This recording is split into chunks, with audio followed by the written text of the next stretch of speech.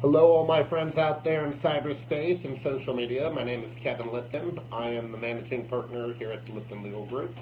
And I'm going to start taking more time out of my day to elaborate on all the multitude of posts that we put on Facebook, some of the blogs we had, all different types of legal matter. That way people that have questions or concerns can really log in and really pick my brain a little bit more about the different issues that we bring up and the topics that we discuss.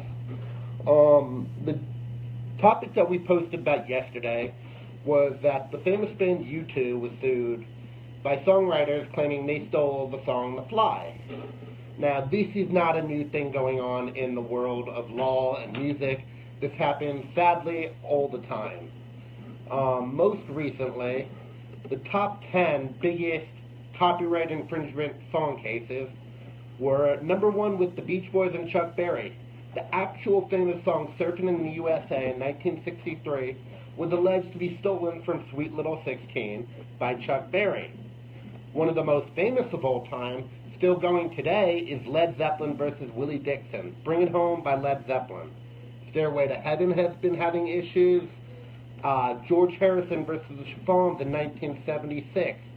Ray Parker Jr. versus Huey Lewis. Just last year, the great Pharrell Williams and Robin Thicke were sued over their hit sensation Blurred Lines. What is the real thing behind this? Well, of course it's about money. You know, some artists want to say it is stealing their original creativity, which it is. But the fact is, people need to get paid, and there's reason for that, and it's only fair.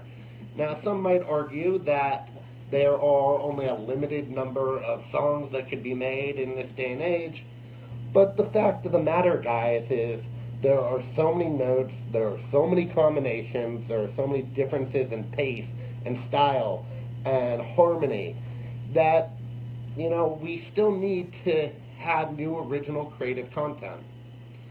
Now, I'm going to play for you guys a quick sample of the U2 Fly versus Paul Rose's Knee Slappin', so you guys have an actual idea of how similar these songs are. In fact, they've been dubbed over each other on this particular YouTube channel that I found, so take a listen.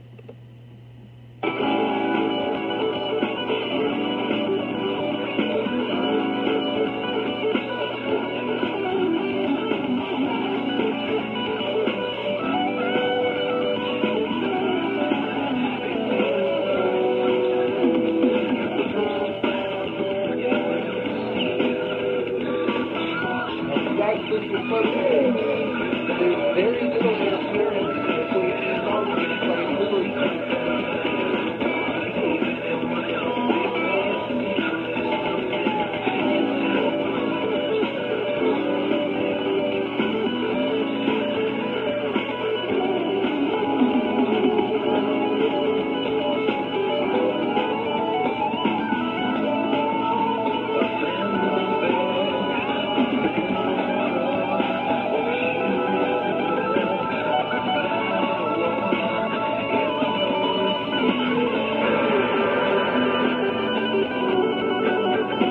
Now the question really begs, do these artists intentionally steal these songs? Is it really all for the love of money?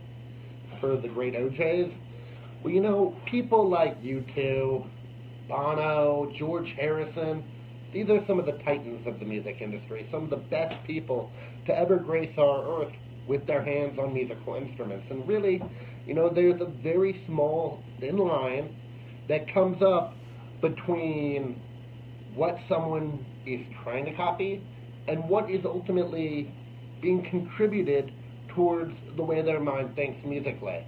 Now, maybe one certain musical tune or melody caught whiff in someone's mind, and perhaps that led, possibly unintentionally, to these people wanting to create their own natural music.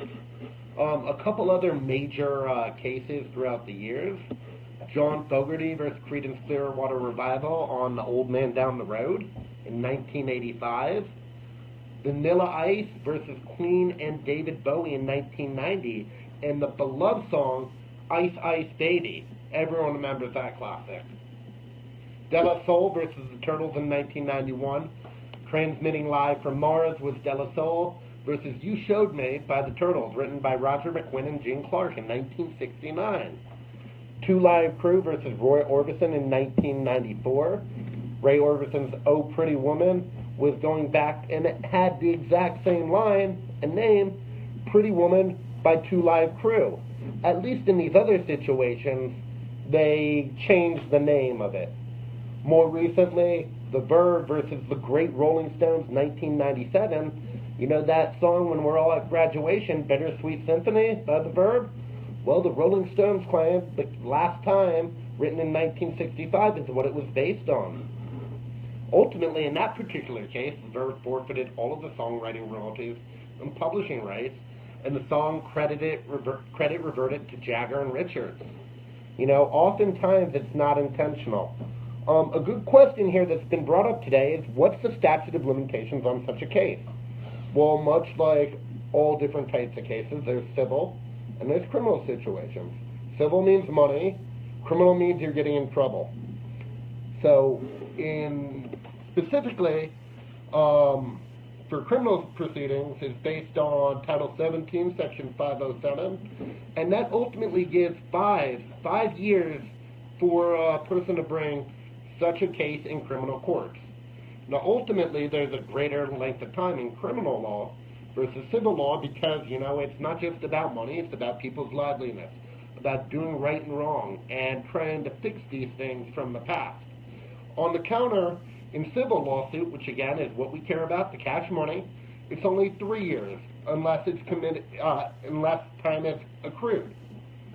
Very good question out there. Furthermore, I was recently asked by a song producer, how can people like Diddy sample all these songs and not get thrown in for copyright infringement? Well, it's all about fair use. Anything in the copyright world comes down to whether or not it's fair use. Simply because someone else came up with the concept doesn't mean that you can never use it or reference it or base anything by it.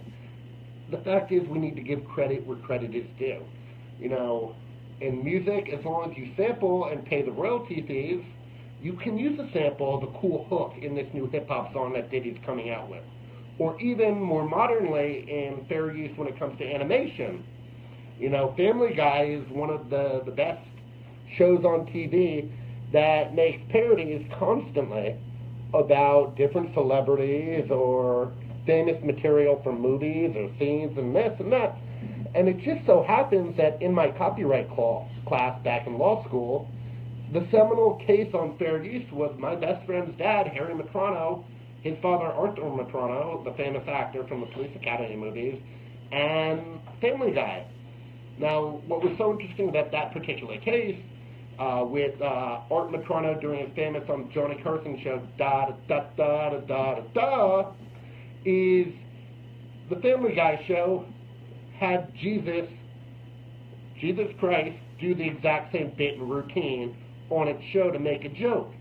Now, the seminal issue here and problem was the fact that they didn't give credit to Arthur Metrano. Now, if they made a crude picture or drawing of Arthur doing such a bit to make a mockery of him, that would be considered fair use. But simply stealing his intellectual property in a bit that he had come and created through his comedic career without giving him any credit whatsoever, then we're bordering on not giving fair use and credit to what's going on. I really hope this helps some people understand what's going on in the law better today. I intend to start doing these in a far more frequent manner into the near future, and really encourage my viewers to reach out if there's subject areas that you're interested about, if there's a particular case that's coming through the media that you want better understanding about. Please reach out to us on our website, www.liptonlegal.com, or our Facebook page, Lipton Legal Group, APC, and just feel free to throw out some ideas, post an article. Let me explain things to you, because the more understanding we have, the better control and power we will have in the rest of our lives. Thank you so much, everyone, and I look forward to doing these more frequently into the future. Have a great day.